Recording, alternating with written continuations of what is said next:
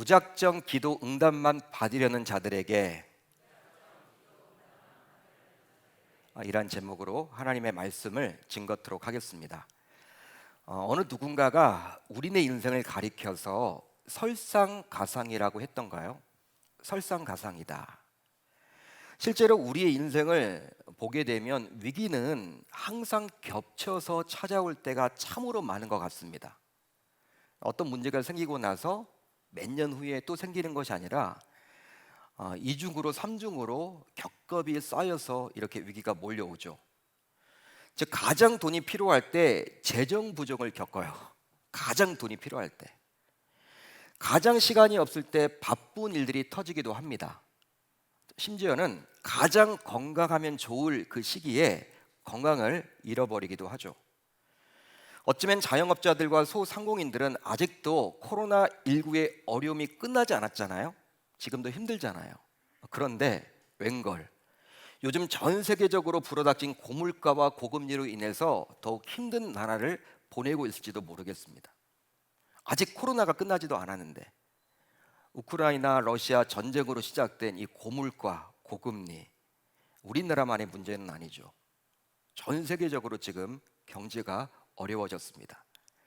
또 11월 17일 수능을 앞둔 수험생들의 경우 어떤 의미에서 수능을 한 달 앞둔 지금이 수험생들의 컨디션 가운데 가장 좋아야 하겠죠. 한 달 남았거든요. 11월 17일 수능 날인데 오늘이 10월 16일이니까 이제 한 달 남았단 말이에요. 그렇기 때문에 이 공부를 하는 아이들 컨디션이 가장 지금이 좋아야 하는데 웬걸 감기에 걸렸거나 배앓이를 하거나 숙면을 취하지 못해서 어쩌면 최악의 컨디션일지도 모릅니다. 따라서 수험생 가운데 일부는 큰 시험이라는 부담감에 컨디션조차 좋지 못해서 이중으로 어려움을 겪고 있을지도 모르겠어요. 자, 이제 오늘 말씀 안으로 들어가 보면 이런 설상가상의 어려움을 겪게 된 한 인물이 등장을 합니다. 그는 바로 누구였습니까? 오늘 말씀에 나와 있듯이 남유다의 왕이었던 히스기야였습니다.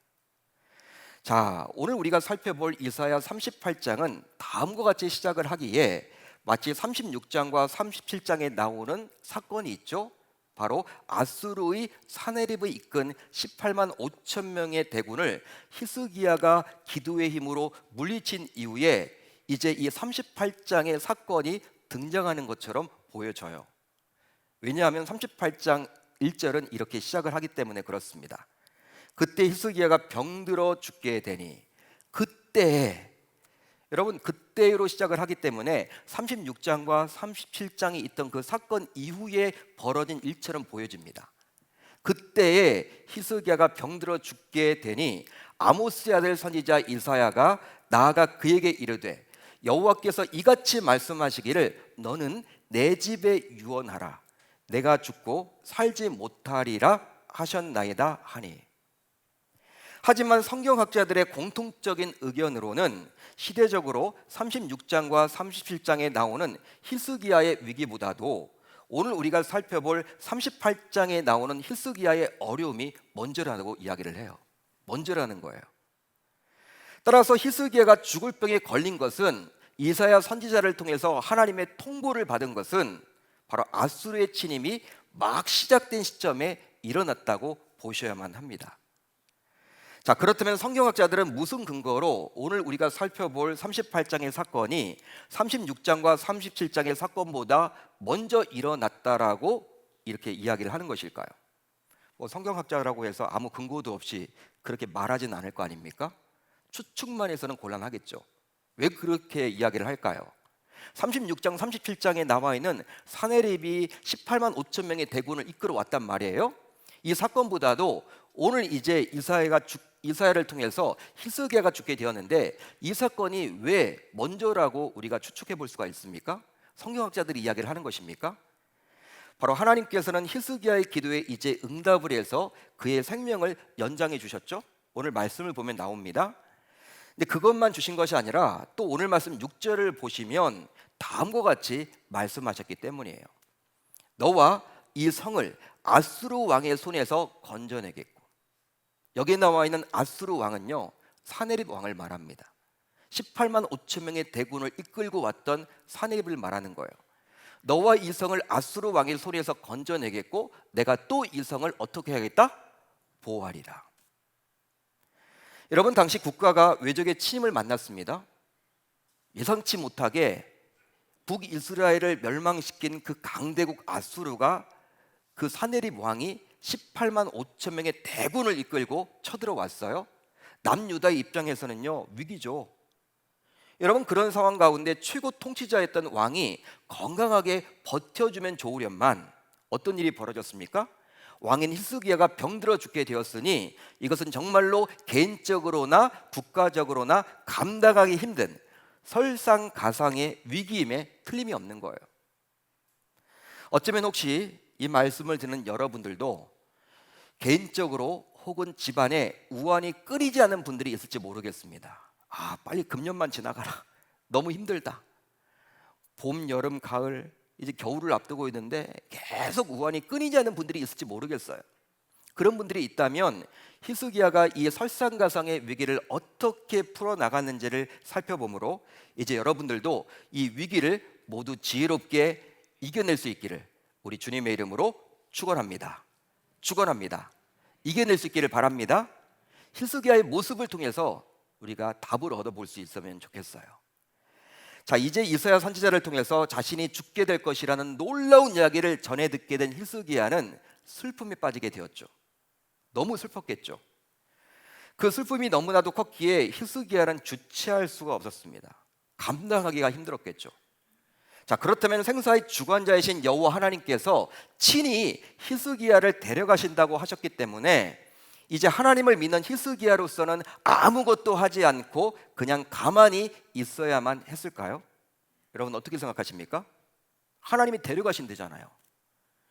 여러분, 생사의 주관자 되신 그분께서, 지존이신 그분께서 데려가신다라고 이미 얘기를 했어. 그렇다면 히스기야 입장에서는 뭐 어쩔 수 없지, 뭐 피조물인 내가 뭘 하겠어. 그냥 여러분 두 손 두 발 가만히 있고 자포자기 하면서 시간을 그냥 보내야 하는 것일까요? 여러분, 어떻게 생각하십니까? 실제로 신자 가운데서는 하나님께서 이미 히스기야를 죽이기로 작정했기에 피조물인 우리의 입장에서는 아무것도 하지 않고 하나님의 뜻에 순종하며 받아들일 수밖에 없다라고 말하는 분들도 있곤 합니다. 아니, 그분이 한다고 하는데 피조물인 내가 뭘 한다고 해서 뭐가 바뀌어지겠어? 이런 식이죠. 하지만 이것은 지나친 운명론적 접근이라고 볼 수 있는 거예요. 운명론적 접근. 자, 그러면 여러분들이 당시 히스기야라면 어떻게 하시겠습니까? 여러분들이 당시 히스기야라면 뭘 하시겠어요? 히스기야는 이런 청천벽력과 같은 위기 속에서 이제 다음과 같이 행동했습니다. 자, 오늘 말씀 2절을 함께 읽습니다. 2절입니다. 시작. 히스기야가 얼굴을 벽으로 향하고 여호와께 기도하여. 여호와께 기도했다. 감당하기 힘든 고난 앞에서 히스기야는 얼굴을 벽으로 향하며 기도했습니다. 이런 히스기야의 모습은 이제 어떤 것도 방해받지 않고 오직 하나님께 집중하겠다라는 절박하고 간절한 마음이 거기에 담겨져 있는 거예요. 단순히 기도한 것이 아니라 벽을 바라보고 벽에다가 자신의 얼굴을 향하고 기도했다라는 거예요. 여러분, 벽만 보이겠죠? 눈을 떠봐도 사람들이 보이지 않겠죠? 다른 여러 가지 여러분 환경들이 보이지 않겠죠? 이건 뭡니까? 벽을 바라보고 기도했다는 것은요, 얼굴을 벽에 향해서 기도했다는 것은 나의 모든 생사 여탈과는 이제 하나님에게 달려 있습니다. 하나님으로 승부를 보겠습니다. 여러분, 이렇게 작정하고 지금 기도하기 시작한 거예요. 제가 왕으로서 최고 통치자였기에 자신의 말 한마디면 당시 최고의 명의를 포함한 자신의 처지를 논의할 전문가들을 수없이 많이 모을 수가 있었습니다. 그러겠죠. 말 한마디면 왕이니까 각종 전문가들, 자신이 죽게 된다는 이야기를 들었으니까 상의할 사람들을 여러분 모을 수 있겠죠. 하지만 이제 히스기야는 그런 것들은 모두 부질없는 짓이고 오직 하나님께 기도하며 승부를 보겠다라고 다짐하고 결단했던 거예요. 따라서 이런 히스기야의 모습을 보면서 어떠한 고난 앞에서도 신자인 우리가 해야 할 것이 있다면 그것은 바로 낙심하지 않고 기도하는 것입니다. 하지만 어떤 분들은 고난이 왔을 때 기도하기 전에 무조건 분석부터 하시는 분들이 있어요. 분석부터 먼저 해요. 왜 분석을 하느냐?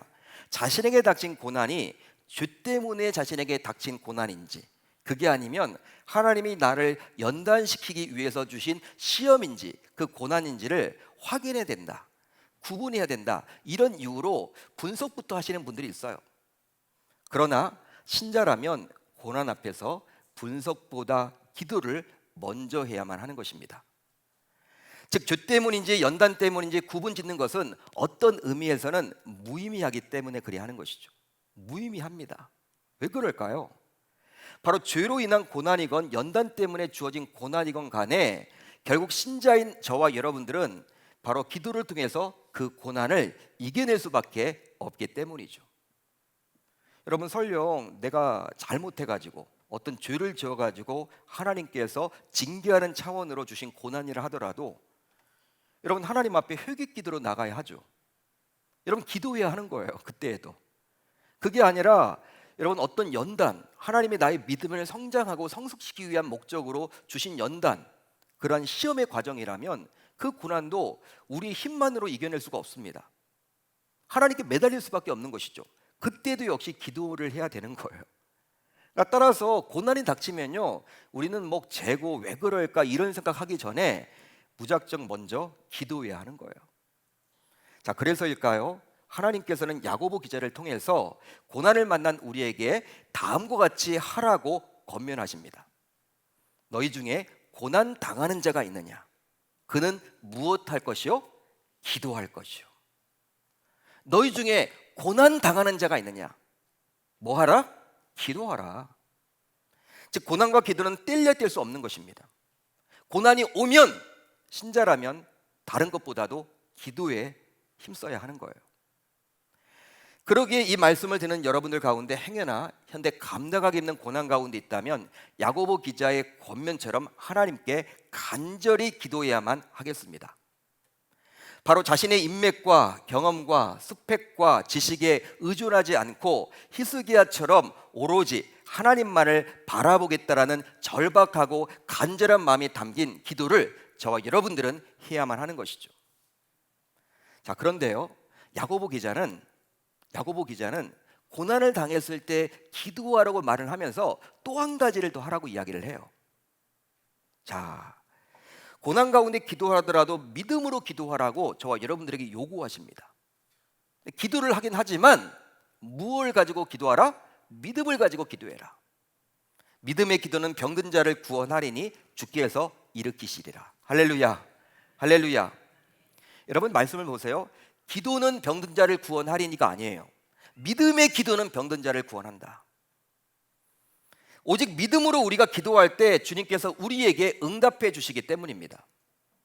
실제로 오늘 우리가 살펴보고 있는 히스기야는 믿음으로 기도했던 자였어요. 믿음으로 기도했다. 그러기에 히스기야는 오직 기도만으로 충분하다고 여겼던 것이죠.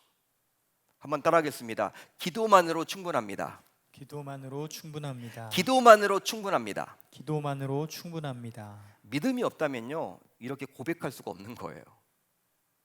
하지만 신자인 저와 여러분들은 어떨까요?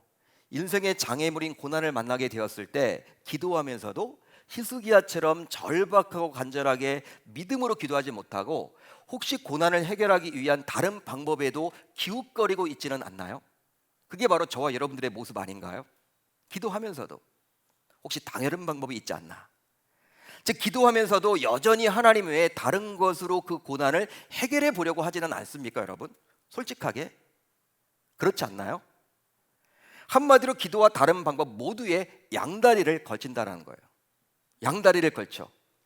기도하면서도 기도 안 하는 게 아닙니다, 여러분. 기도하면서도 히스기야 같이 절박하고 간절히 믿음으로 기도하는 것이 아니라 또 다른 방법이 있지는 않나. 그쪽에도 여러분 기웃기웃 거리고 있다라는 거예요. 이게 바로 저와 여러분들의 모습 아닌가요? 따라서 이제 우리 모두 감당하기 힘든 고난을 만났을 때 어떻게 하면 좋을까요? 다른 의지할 것은 없습니다. 다른 의지할 것은 없습니다. 오직 주밖에 없습니다 라는 절박함을 담아서 간절히 믿음으로 기도할 수 있어야 할 줄로 믿습니다.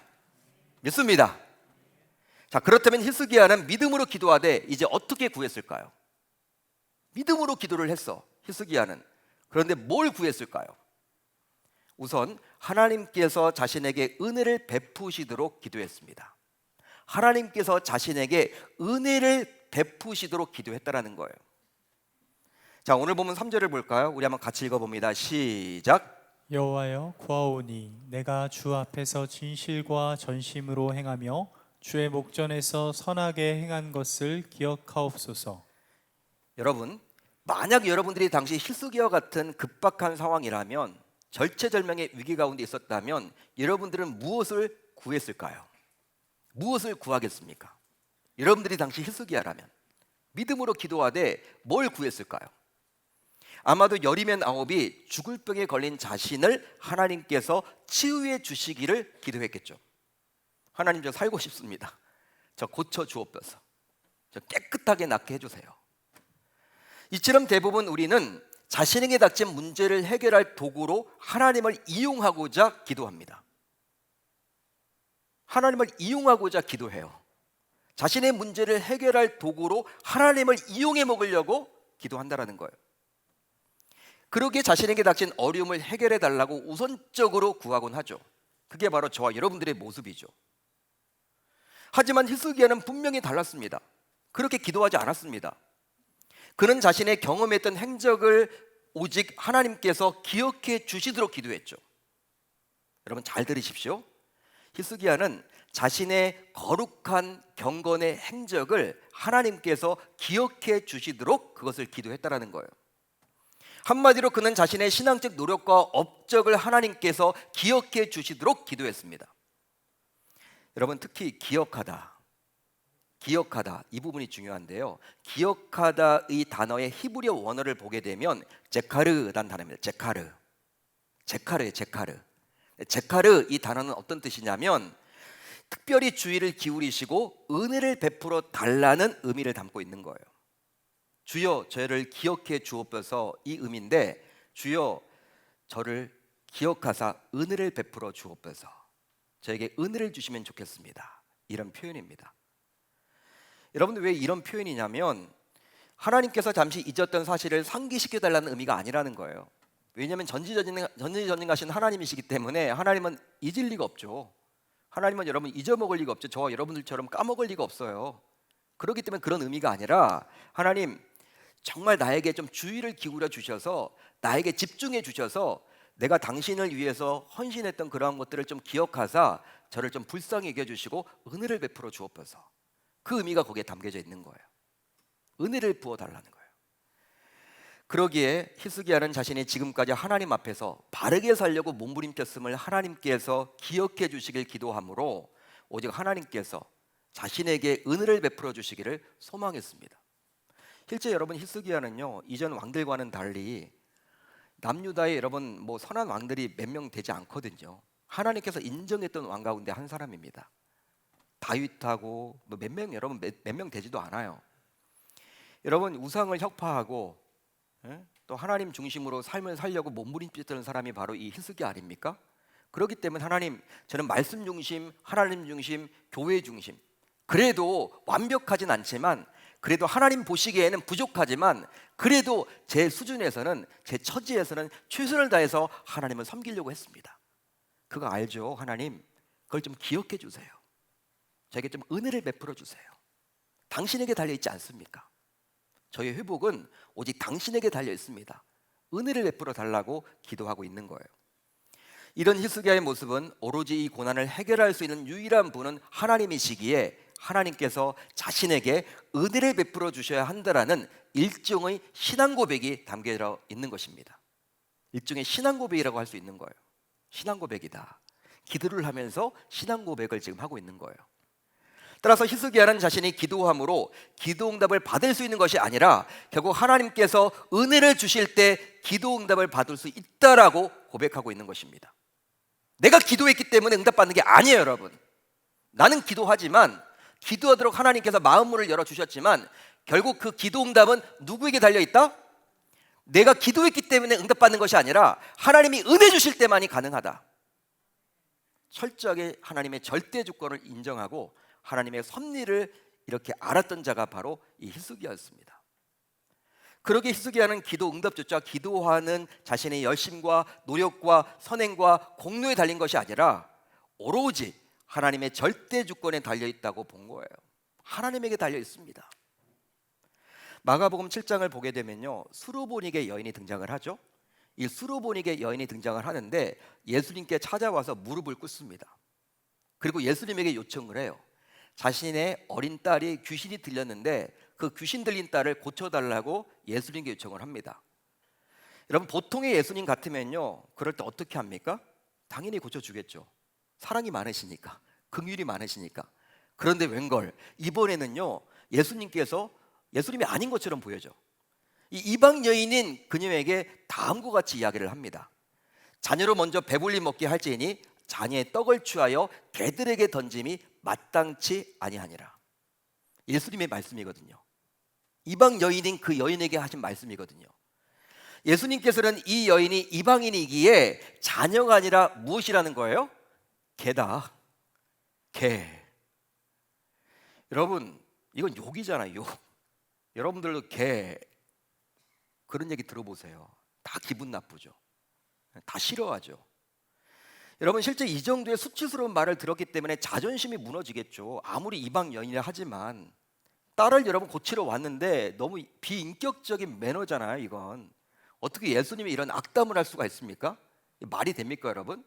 내가 알고 있던 예수님과 너무 다르다. 내가 잘못 찾아온 거 아니야? 꿈이야 생시야. 여러분, 아마 이런 욕 같은 이야기를 들었기 때문에 자존심이 확 상해서 지금 그냥 돌아갔을 거예요. 보통의 사람들 같으면 이건 뭐야? 그래도 그렇지 너무하는 거 아니야? 어떻게 나를 개라고 여겨? 하지만 이 여인은 다음과 같이 예수님께 대답을 해요. 반응을 보입니다. 주여, 올소이다마는. 주님, 당신 말이 100% 옳습니다. 저는 개입니다. 저는 개예요. 자격이 없습니다. 받을 자격이 없습니다. 그렇지만 상 아래의 개들도 아이들이 먹던 부스러기를 먹나이다. 이 말은 뭐예요?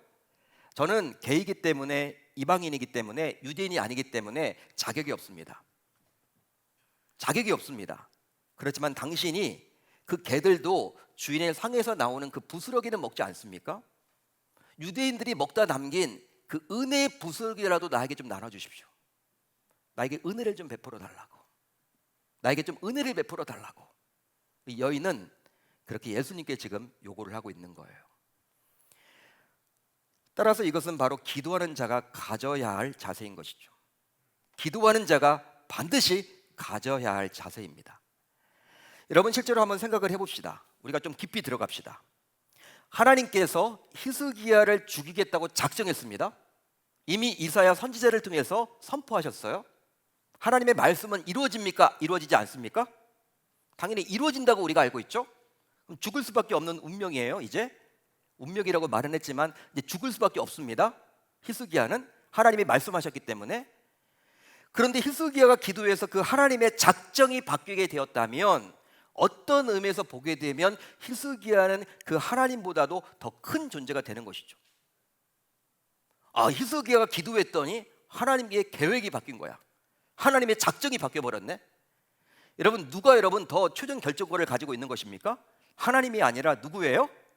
히스기야죠. 히스기야가 여러분 더 큰 존재가 되는 거예요.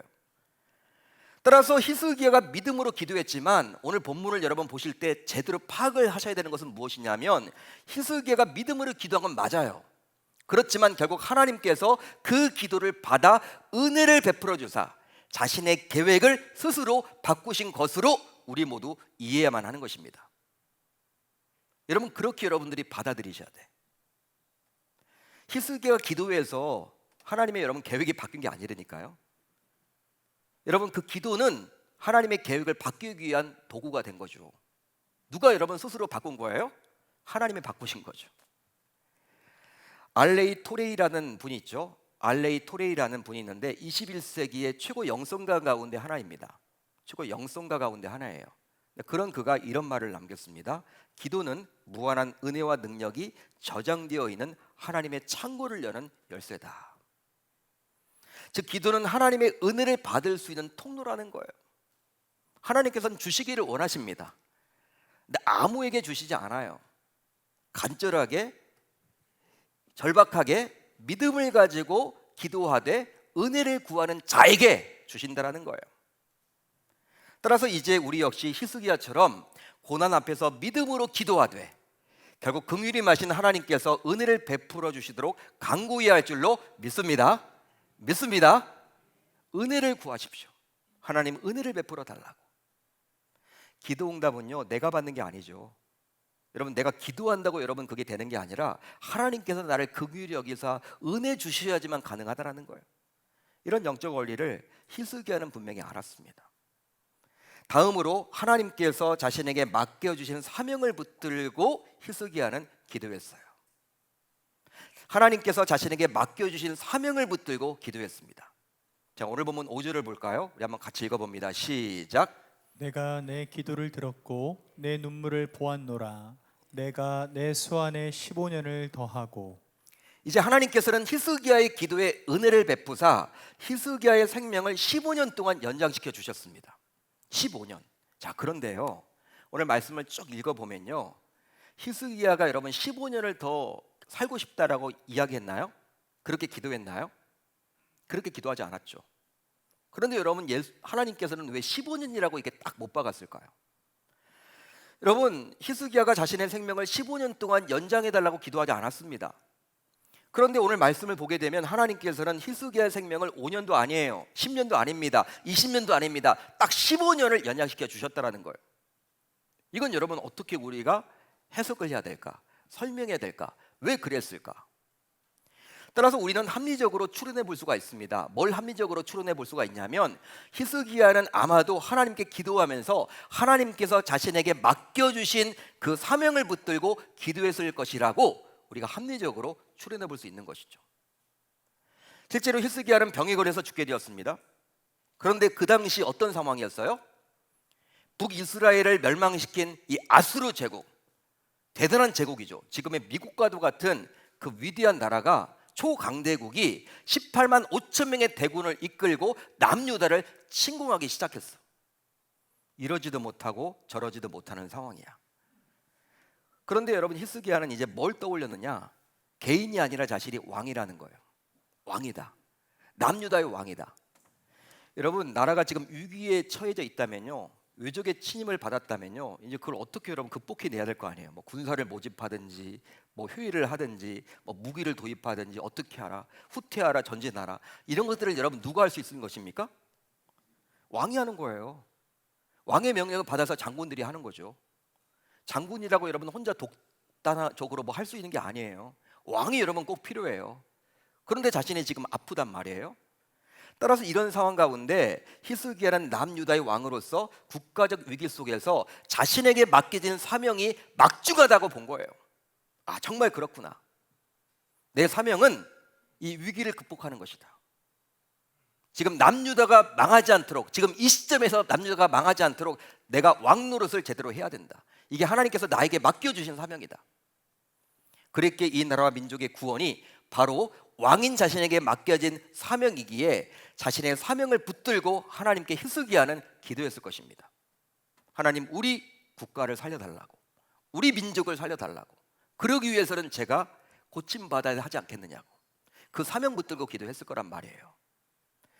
거기에 더하여 히스기야는 아마도 스스로 다윗의 혈통이라는 자의식을 가지고 있었겠죠. 다윗의 혈통이다. 우리의 맷대 윗대가 다윗 왕. 예? 나는 다윗의 후손이야. 여러분, 그렇기 때문에 들어왔겠죠. 그리고 그 다윗의 혈통에서 결국 메시아가 나오게 된다는 것도 아마 들어서 알고 있었을 것입니다. 히스기야라고 여러분 모를 리가 없겠죠. 믿음이 좋았던 왕이었는데. 따라서 그는 다윗의 혈통에서 메시아가 오실 것임을 모르지 않았다는 말이에요. 그런데 딱 보니까 자기 지금 후손이 없어. 아무도. 지금 자신은 죽게 되었는데 왕위를 이을 후손이 없는 거야. 한 사람이 그런 아들도 없어. 자손이 없는 거예요. 그러기에 다윗의 혈통인 자신이 후사를 보는 것도 하나님께서 자신에게 맡겨주신 사명으로 그는 여겼겠죠. 그리했기에 그는 다음과 같이 기도했을 것입니다. 하나님, 지금 저에게는 자식이 없습니다. 그러면 지금까지 이어져 온 다윗의 혈통에서 메시아 계보가 딱 이어졌는데 저희 때 끊어질 수도 있습니다. 왜? 자손이 없기 때문에. 하나님, 그래서는 아니 되겠죠. 그래서는 아니 되겠죠.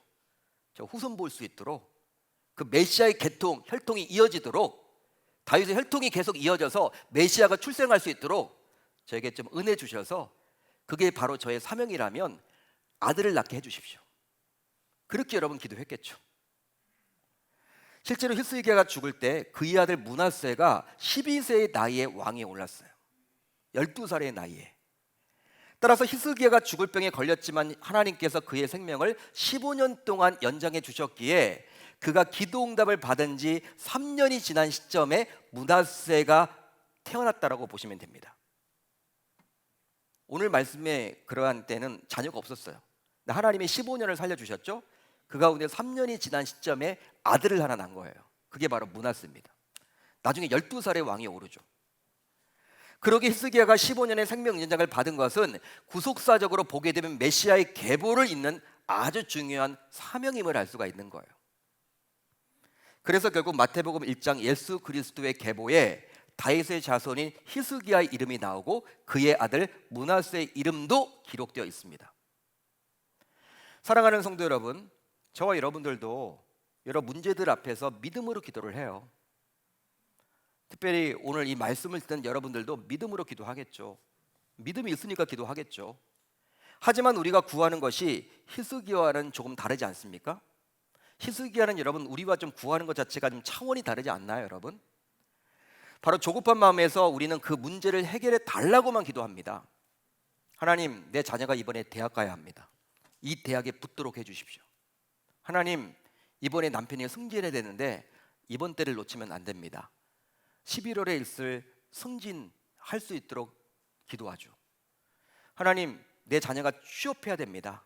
이번에 어떤 기업에 지원을 했는데 취업하게 해달라고 그렇게 기도하죠. 그러나 히스기야는 하나님께서 자신에게 맡겨주신 사명을 붙들고 기도했다라는 거예요. 사명. 이유가 있다면 사명이 끝나지 않은 한 하나님께서 자신을 사용하시리라 확신했기 때문이죠. 우리 신자들은요, 사명이 끝나면 죽는 거예요. 여러분, 나이가 많아서 죽는 게 아니에요.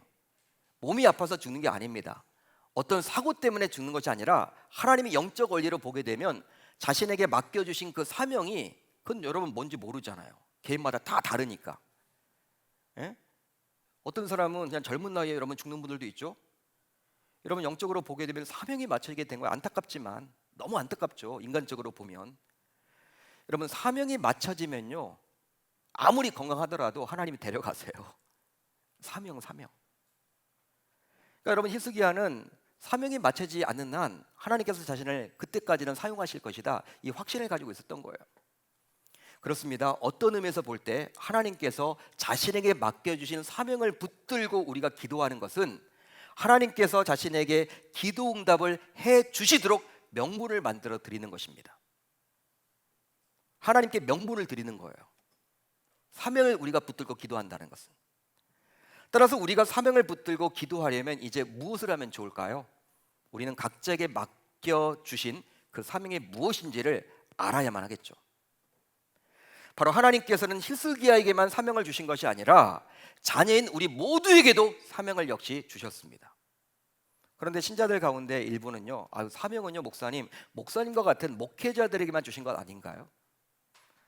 나같이 평신도 온 가족이 믿는 것도 아니고, 나는 배운 것도 많이 없고 성경도 잘 모르고 그냥 구원의 확신 정도는 있는데 그냥 주일은 출석하는데 나는 사명 없는 것 같은데요. 여러분 이렇게 말하는 분들도 있어요. 그렇지만 그건 여러분 잘못 알고 있는 거죠. 여러분 하나님이 아무나 여러분 구원시켜 주셨을까요? 아무나 우리를 자녀로 삼아 주셨을까요? 여러분 한번 생각을 해보세요. 맨남 맨녀 오남매 집안이다. 만약에 나 혼자 예수를 믿어, 부모님도 다 안 믿어, 믿지 않은 집안이야, 유교 집안이야. 근데 오남매 가운데 어떻게 나는 복음을 들어서 교회를 지금 열심히 다니고 있어? 여러분 이게 우연입니까? 여러분 어떻게 설명을 해야 돼요? 말이 안 되는 거잖아요. 세상적으로 보게 되면. 하나님이 여러분 구원시켜 주셨죠? 자녀 삼아 주셨죠? 그때 여러분 뭐를 함께 주세요? 사명을 함께 주시는 거예요. 각자 하나님이 여러분 불러주셨다라는 거예요. 필요하기 때문에 하나님의 철저한 필요에 의해서 우리를 불러주신 거예요. 물론 각자에게 맡겨진 사명은 모두 다르겠지만 아무런 이유도 없이 우리를 하나님의 자녀로 하나님께서 무작정 삼지는 않았기 때문입니다. 따라서 우리 모두 우리에게 맡겨진 사명이 과연 무엇인지 항상 하나님과 소통하는 가운데 그 사명을 알 수 있어야만 하는 것이죠. 그러기에 이제 우리 역시 히스기야처럼 고난 앞에서 믿음으로 기도하십시오. 믿음으로 기도하세요. 하지만 그것만이 아니라 이제 하나님께서 자신에게 맡겨주신 사명을 붙들고 기도할 수 있어야 할 줄로 믿습니다. 기도할 수 있어야 할 줄로 믿습니다. 이제 말씀을 정리하겠습니다. 스스로의 힘으로 감당하기 힘든 고난을 만나게 되었을 때 하나님을 믿는 신자라면서도 기도하지 않는 것도 문제입니다. 요즘은요, 기도를 잘 안 하잖아요. 우리 한국 교회가 어떻게 여러분 성장해 왔습니까? 아마 제가 우리 교회 어른들한테 이야기를 많이 듣는데 우리 교회가 1972년에 11월 19일 날 이렇게 설립이 되었는데 초창기 70년대, 80년대, 90년대 초반까지만 하더라도 막 기도가 뜨겁다는 거야, 기도가. 근데 어느 순간 여러분 기도의 소리가 한국 교회에서 여러분 점점 사라지고 있죠. 우리 계명교회도 마찬가지고요. 여러분 문제가 생겨도 성도들이 기도하지 않습니다, 더 이상. 지금 여러분 급한데 우리가 보기에는 말은 급하다고 해요. 너무 답답하다고 해요. 그런데 잘 기도하지 않아요. 예전처럼 기도하지 않습니다. 밤새워 기도하지 않습니다. 그러니까 고상하게 신앙생활은 참 하는 것 같아. 고상하게. 그렇지만 여러분 기도의 힘을 믿지 않은 거예요, 한마디로. 기도가 다 무너졌어요. 여러분 그것도 문제죠. 문제가 생겼고 감당하기 힘든 고난 가운데서도 기도하지 않는 신자가 있다? 그것도 문제입니다. 그런데 또 무엇이 문제가 있냐면 기도는 하되 무작정 기도응답만 받으려는 자세도 문제예요. 하나님은요, 우리 기도응답에는 관심이 없으세요. 우리는 여러분 너무 급해서 그 기도응답을 받고 싶어 하는데 하나님은요, 그 기도응답 그 자체는 관심이 없어. 어디에 관심이 있느냐? 기도하는 우리와 교제 나누기를 원하세요. 바로 우리와 교제 나누고 우리의 중심을 보세요. 어떤 절차에 따라서 기도하는지에 우리 주님은 집중하세요. 그리고 나서 주실 때도 있고 또 주시지 않을 때도 있어요. 여러분 내가 원하는 것을 내가 받을 수도 있고 받지 못할 수도 있습니다. 우리는 내가 원하는 것을 받지 못하면 기도응답 받지 못했다 그래.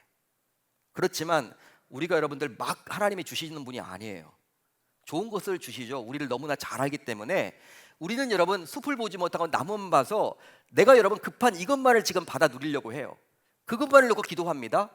그렇지만 설령 하나님이 주시지 않더라도 나중에 보게 되면 몇십 년 후, 아니 몇 년 후에 보게 되면 내가 그때 그 기도 제목이 이루어지지 않는 것이 나에겐 큰 유익이었음을 고백할 수 있다는 거예요. 사랑하는 성도 여러분, 우리는 이제 히스기야의 모습을 보면서 그간 우리의 기도에 무엇이 문제였는지 깨닫게 되었죠. 무엇이 문제였습니까? 우리는 너무나 급한 나머지 그냥 기도 응답만을 여러분 주구장창 그것만을 원해. 대부분 여러분 강단에서 이렇게 하는 간증들도 대부분 여러분 다 잘 됐다, 성공했다, 기도했더니 이렇게 응답받았다. 여러분 그런 식으로 여러분 많이 들어왔죠. 그렇지만 하나님의 관심은 우리의 여러분 기도 응답에 관심이 있는 것이 아니라 바로 우리 자신에게 여러분 관심이 있으시다라는 거예요. 하나님은 히스기야가 여러분들 15년 동안 병이 낫고 그거에 관심 있는 것이 아니라 히스기야가 벽을 바라보면서 하나님 앞에 믿음으로 기도했던 거, 그리고 은혜를 구했던 거, 그리고 사명을 붙들고 기도했던 거, 그 과정을 더 중시 여겼다라는 거예요. 따라서 이제 우리 모두 믿음으로 기도하되 히스기야처럼 하나님께서 은혜를 베풀어 주시도록 또 하나님께서 맡겨주신 사명을 붙들고 기도함으로 성령적인 기도하는 자세를 모두 가질 수 있어야 할 줄 우리 주님의 이름으로 축원합니다. 축원합니다. 여러분 우리가 기도하면요 하나님은 여러분 다 알아요. 우리가 기도하지 않아도 하나님 다 알죠. 모르지 않죠. 왜 우리들로 하여금 기도하라고 했을까요? 기도를 통해서 하나님은 우리와 교제 나누기를 원하시고 자신의 마음을 우리가 알기를 원하시기 때문이에요. 이 가을 우리가 무엇에 여러분 집중을 해야 될까요? 어떤 열매를 주렁주렁 많이 맺으면 좋을까요? 저는 기도의 열매를 많이 맺는 우리 계명의 권속들이 다 되셨으면 좋겠습니다. 그리고 이 가을 기도하는 가운데 아직 나에게 맡겨주신 사명이 무엇인지를 잘 모른다면 그 사명을 구하세요. 목회자인 저에게 주신 사명이 있고 평신도인 여러분에게 주시는 사명이 있어요. 또 장로 직분을 가진 분들이 있다면 그분에게 주신 사명이 있고, 권사 직분을 가진 분들에게 주시는 사명이 있고, 안수 집사 직분을 가지고 계시는 사명이 있고, 집사로서 섬기는 사명이 있고, 또 교회를 오랫동안 다녀왔던 또 섬겨왔던 그분들에게 주시는 나름의 사명이 있고, 초신자지만 우리 교회 출석한 지는 얼마 되지 않았지만 각자에게 다 주시는 사명이 있다라는 거예요. 우리가 구원받았다라는 것은요, 거저 얻었지만 은혜로 받았지만 우리에게 또 사명을 주셨습니다. 그 사명을 이루기 위한 도구로 하나님은 우리를 택해 주신 거예요. 여러분, 그 사명이 무엇입니까? 사명은요, 여러분, 사람마다 다 달라요. 다 다를 수밖에 없죠. 그렇지만 궁극적인 사명, 공통적인 사명 한 가지는 있어요. 제가 그것을 말씀해 드릴게요. 여러분, 저를 포함하여 여기에 계신 모든 분들, 내가 하나님의 자녀가 되었다. 여러분, 왜 우리를 먼저 예수 믿도록 해주셨습니까? 바로 복음을 전하라는 그 사명은 누구에게나 주신 사명이에요. 바로 예수님께서 분명히 말씀하셨잖아요. 오직 성령이 너에게 임하시면 너희가 권능을 받고 예루살렘과 온 유대와 사마리아와 땅 끝까지 이르러 내 증인이 되라. 할렐루야. 내 증인.